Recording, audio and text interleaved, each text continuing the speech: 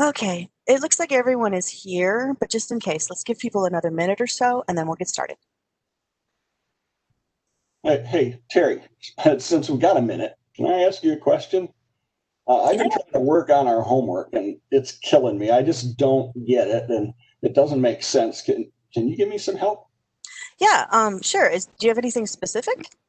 Yeah, well, I just can't get it. Have you finished some of it already? Yeah, I'm almost done. The section in the textbook really helped me. Did you read it? Read it? Are you kidding me? Read the book? It's totally Greek to me. Can't read math textbooks. What do you do to understand it? All right. Let me tell you some tips I've learned in order to help me understand a textbook and see if it helps you. So, this is for everybody who's watching this video at home. Have you ever been in a spot like Alan?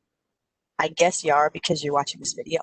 So, have you ever been frustrated with work involved in math class? Let's Alan and I ask you a couple questions, answer them at home using the polling tool, and we'll talk for a little bit about it.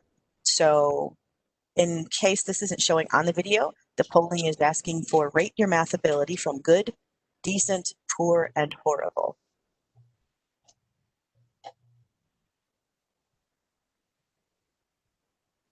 We'll give it a couple seconds for people to finish answering. Alan, this is where we were supposed to do the Jeopardy music. Dun, Oh, yeah. dun, dun, dun, dun, dun, Yeah, dun, that's good. dun, dun, dun, dun, dun, dun, dun, dun, dun, dun, Make sure when you answer this poll, you answer the question, not her ability to sing the Jeopardy dun, dun, song. dun, dun, dun. You're in trouble. Okay, we'll close this out here, and so it looks like we kind of got a mix there. A couple people said decent, horrible. So Terry, for those of you that are watching on this as a video, hopefully you've answered this question in your head. But I mean, from what I've seen as we talk with students, I'd say a lot of the people we see would probably rate themselves as poor and horrible. I But agree. I agree completely.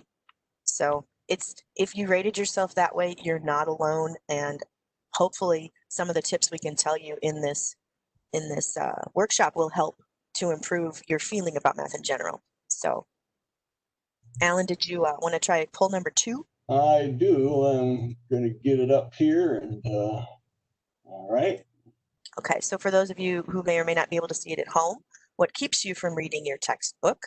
Professor said only to read their class notes. You don't need a textbook. I don't have enough time. It's too hard to read. It makes no sense when I try. Textbook is online. I couldn't afford to buy it, and actually, I do try to read it. Mhm. Okay, after that comment about my singing skills, I don't think I'm going to do the Jeopardy song again. No, We'll you just did have very well. You dead did very space. well. Dead space. Sorry.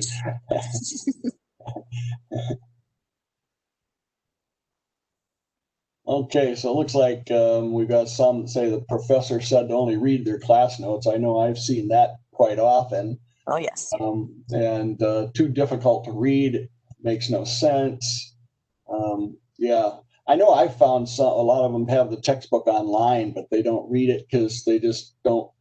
Well, some of them through my math lab don't even know it's there. One, and again, that's the whole reason we're going to do this workshop here because what most students don't realize, especially if maybe a professor said just use notes, is textbooks have a ton of information that you can get out of the textbook just from reading it. So let's see here. If anyone has questions, well, let's see. People at home are not going to be able to ask us questions, so we'll probably have to not work about this section. But all right, so let's move it along and say, so then the first thing y'all need to know is what is your goal for reading? So what I mean is sometimes you don't need the whole section. Alan, you can look at types of problems that have been assigned, and you can usually tell what section in the book will work for those problems specifically. Okay. So do you actually read the book before you go to class? And why would you do that? Oh, yeah, absolutely. Because most instructors give you a syllabus that tells you the sections for each class. That's not just so you can see how much work you're going to do. That's so you can look at the text beforehand. But there is something to know. If you're going to read before class, you're going to approach it differently than when you read it after class. So prior to class, you're just going to skim it. You're going to try to focus on big picture ideas to get the main context. And I would say, I think I usually spend 5 to 10 minutes on this. If you are doing this correctly, you will have a pencil out with you and you can circle words in your book or concepts you don't understand. If you're trying to save your book to pay it back later, then have a piece of paper and write down those same words or questions or concepts on that paper. Then once lecture starts, you'll be able to hear things and some of it'll start to click. But if it still doesn't click, you can ask your questions, specifically those things that caught you up. And don't shy away from asking asking questions from your instructor based on what you've read. Huh. I've never thought of it that way. So you read it differently than when after class, like after you had your lecture? Oh yeah, after class, again, take notes as you read it. Once you've had class, you'll probably find things are clearer in some areas, but you may have gaps from your notes from class. Keep them out with you. And as you're reading it again, comparing with your notes, write in your own words what the theorems, definitions, and explanations are. Pay attention to highlighted boxes maybe. And then if you think about it, when you go and read again after class, it's like going to a movie the second time and you catch a lot of details that you missed the first time around. Once again, by the way, be sure to highlight material that you read and that the instructor talked about, because if it's in both places, there's a high probability it will show up on a test. That really sounds like a lot of work to me. And, I struggle with the time of this. Like I said, I just don't understand it when I try to read it. So, and then the book goes into these crazy examples and I look at them, I'm all confused. And a lot of times I kind of skip over them. Alan, don't skip the examples. But you know what? You're not alone. Most students I talk to do the same thing. In fact, you're going to want to spend more of your time on the examples with your paper and pencil and working through them on your own. Make sure you understand every step. Sometimes the book skips steps, so take note of that. And then always work through those examples in the section of the book before trying your homework. Okay. That's gonna take forever, isn't it? Most of the time I can't figure them out anyway. Well, something to remember is that when you're reading a math text, slow is fast. You're not going to be able to zoom through it like a novel, but it'll help you a lot when you go to do the homework later.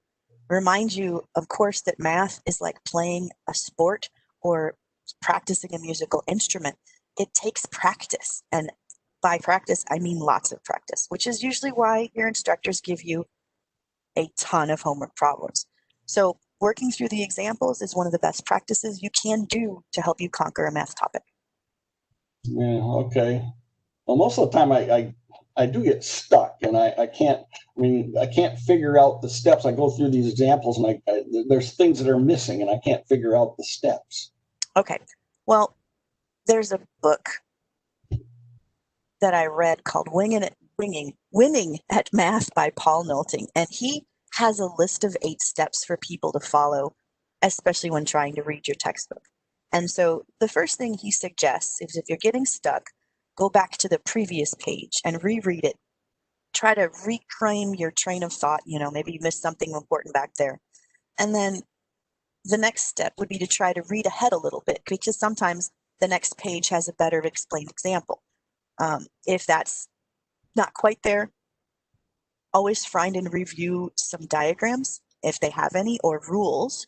Sometimes they'll end up with give you a list of steps or rules in the text itself, or even check for more examples that might clarify the point specifically that you're struggling with.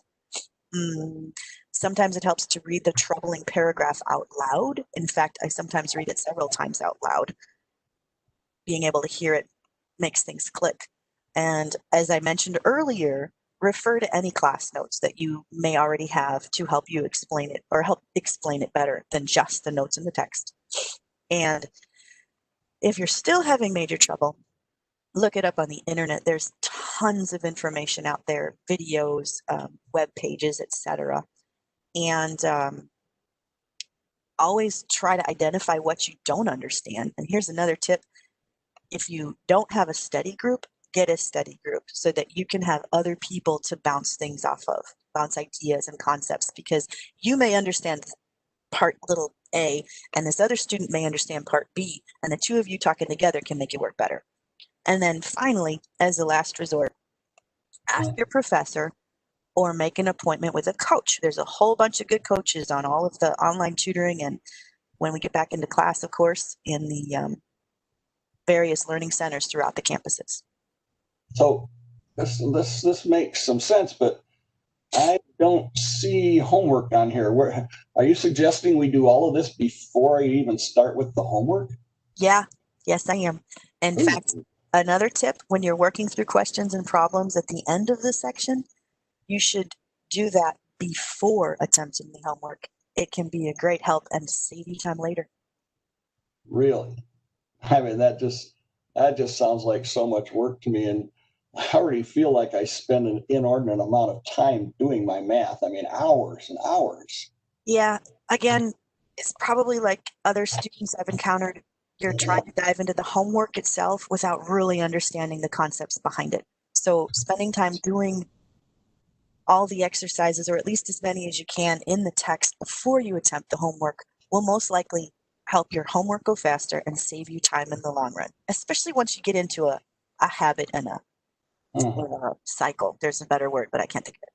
Okay. Well, I guess. Is there anything else you can suggest to me? Well, something you might want to consider is author Chan Ho, I say his name wrong every time, summed it up this way, that there are two kinds of understanding a math text. The first is being able to follow it exactly, reconstruct it, a proof or a solution method. And then the second lies in rewiring one's brain so it's obvious why the theorem is true or why the solution works. And the tricky part is, contrary to impressions you may have garnered from math courses in the past, the first kind where you just kind of can reproduce it, that kind of understanding is not the primary goal, but the second kind is what we're aiming for. Okay. Well, can we take it? I'd like to know from some of the other students out there, and I suppose a lot of people were kind of watching this on video, if they're kind of like they're having problems like I'm in having. If any of these ideas that we've talked about so far, have they used any of these things? It would just be interesting to know if anyone has tried any of this stuff. So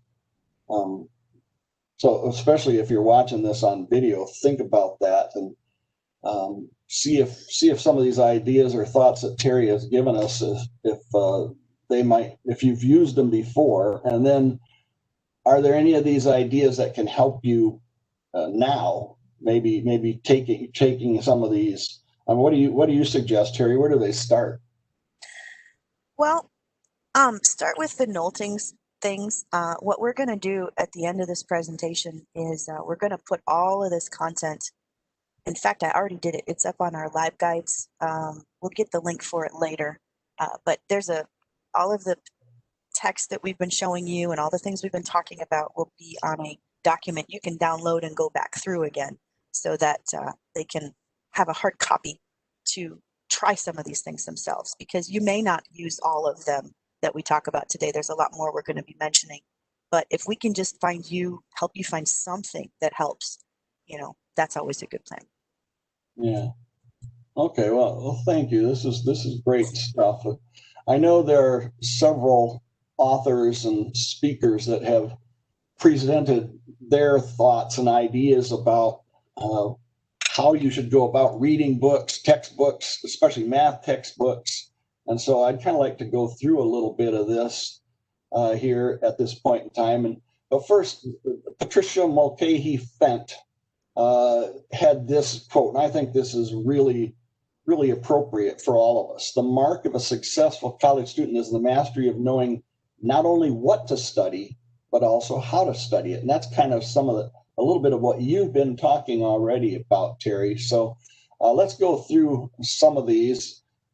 Try not to spend a lot of time on these, but this first one is a list from Swarthmore College, which is up north, how to read a math textbook.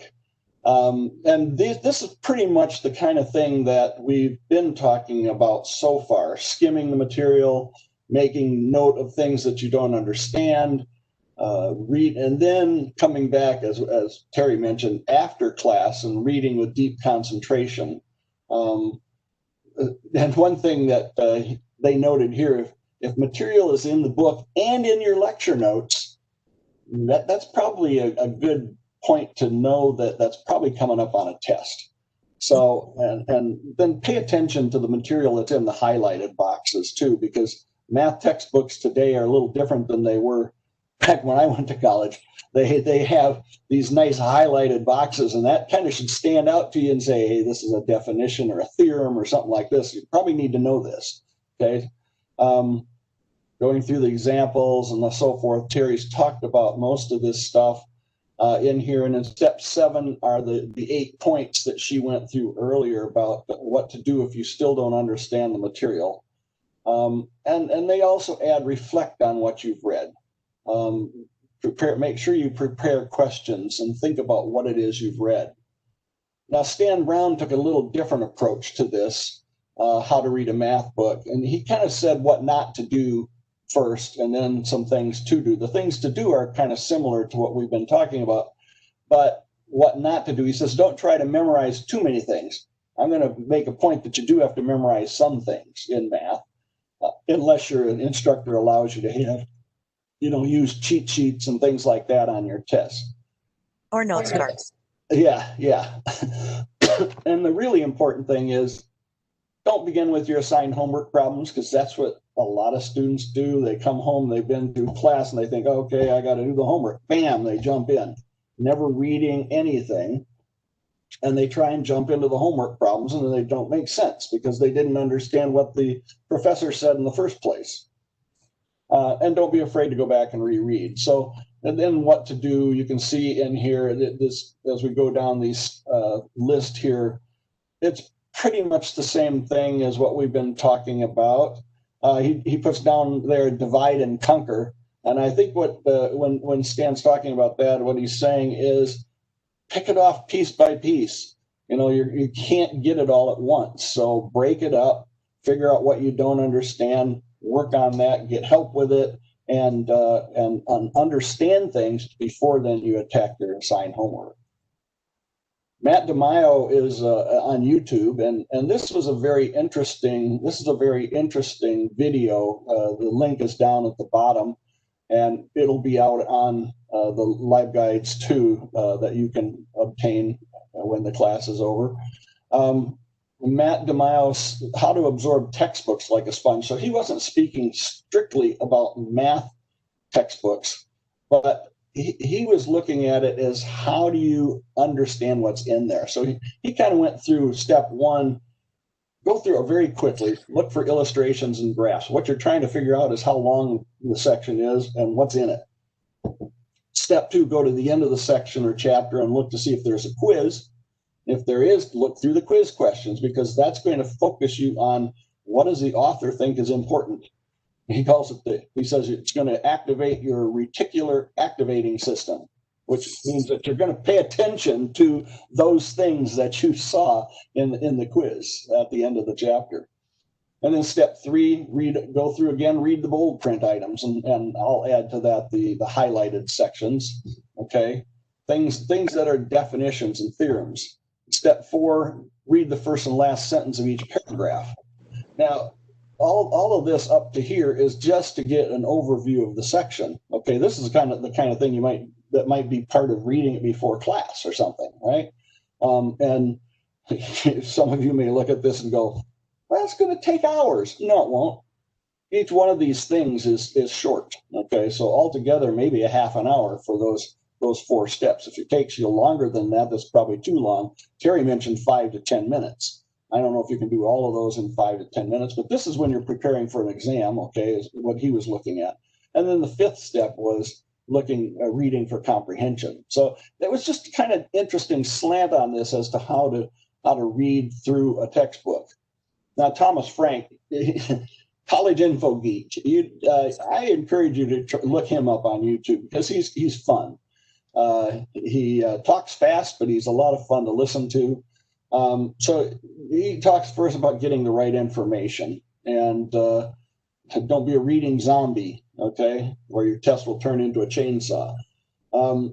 So look through this stuff, and he talks about 4 reasons for reading. The main reason you're probably going to read your math textbook is because of tests, okay? You're not writing essays. You're not summarizing for presentations and reports normally out of a math book. But then he brings out this point like that Terry said too. You've got to read it differently. Math textbooks are different, so you can't read it like a newspaper. Okay, it's not an English class, and you're not reading a novel. You've got to go through a math textbook piece by piece, word by word, and reread if you don't understand it. And then he goes through active reading principles and input and output based reading. In other words, deciding how you're going to approach your reading, and then give yourself time for a small reward after you've done your reading. That's a good point, because most of us, kind of slosh through a textbook and then go right into doing the work. So he talks about that and getting a little reward. So I encourage you to look up his name, Thomas Frank, college info geek, and kind of look for how to read a math textbook. You'll enjoy him. Get a cookie. Yeah.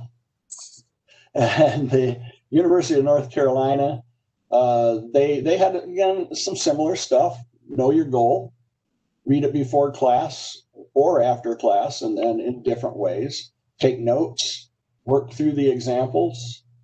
And they talk about filling in the gaps. In other words, when you read through these examples, I kind of mentioned this, you go through an example, and sometimes there are steps that seem to be missing. Try to fill in those steps when you're going through the examples in the reading.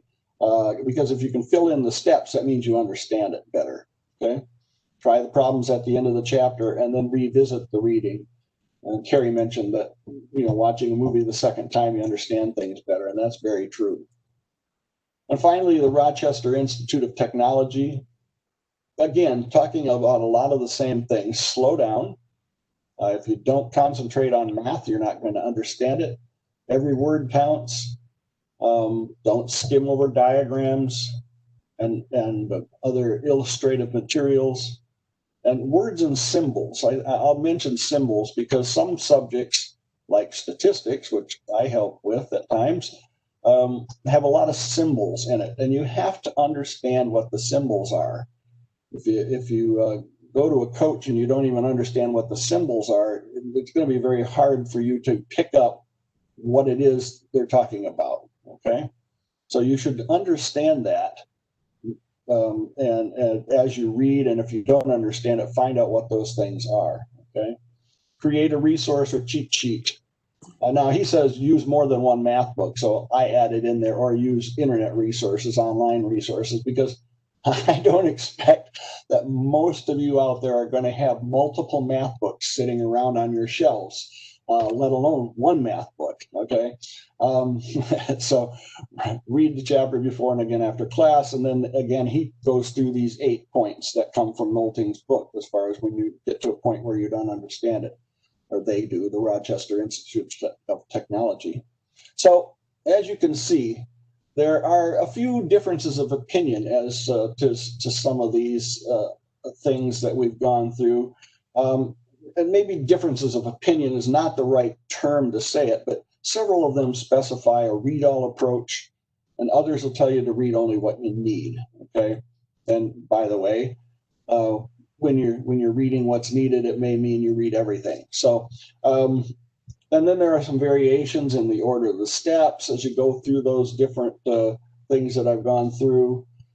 Some specifically will tell you to work problems at the end of the chapter. Some of them don't say that, but that's really a good help, as we've talked about earlier.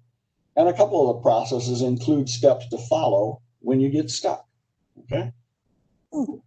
Thanks, Alan. That's a whole lot of good information, and I like that you summarized the differences I want to point out too that there's actually very important common elements among all of these different approaches.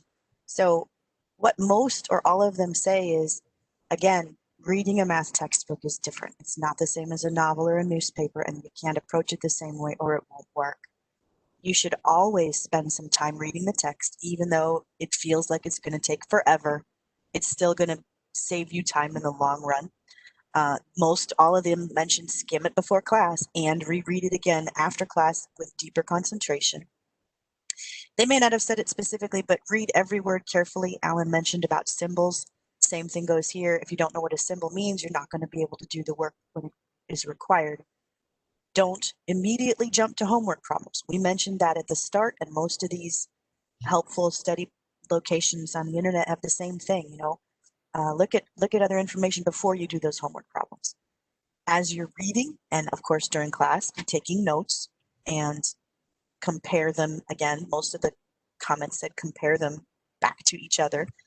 Do work through the examples. They have tons of information. They sort of give you a main context on what you're doing. Even if the homeworks get a little more advanced, you still need to know those more basic examples. And finally, this one's kind of funny. Most of them left the get help for the very end, which is, you guys have more credit. You should give yourselves more credit than you sometimes do. There's some of this stuff you could do without getting help. I know I'm starting to sound like a mom. I am a mom. It happens. But anyway, I'll just use what he says and stop expanding. Don't fish for help until you've actually tried and completed your work and really tried to do it. It's okay to come get help. That's why we have jobs. Those of us who are tutors, we're not telling you don't show up. We want you to show up. Thank you so much, Terry. That's you've really emphasized a lot of good stuff to help me, and in our conversation about reading the textbook, and I'm sure others watching this are probably going, I don't read a math textbook ever, but yeah, some do, some don't. But that's the information we wanted to present here in this workshop, and hopefully some of the ideas we've given out here will be helpful. We'd certainly invite you to look us up and ask some questions. We don't, if you're not online with us, you can't put it into the chat box or anything like that. But we certainly would like to help you out. So, Terry, do you want to close it out here? Yeah, I was going to say one last thing is, again, if you want to find this information again that we've talked about, you can find a Word copy of the slides on our website in Lab Guides. I've posted a link in the chat. I'm not sure if the people at home can see it, but it's basically upresearch.lonestar.edu/academic coaching, one word, /math handouts. And if you go to that site, there's a tab called Math Tips and Tricks. And as I mentioned, that's where you'll find the Word document that basically shows all the slides in a much more slightly boring, because it's just lists of information. There's not cool decorations and whatnot, but something easier to print out and maybe to mark up and try on your own. So I think that's about all we got here, Alan. Okay, very good. And then, of course, if they want some help, they can get into Upswing, BrainFuse, whichever, and Yes. look us up.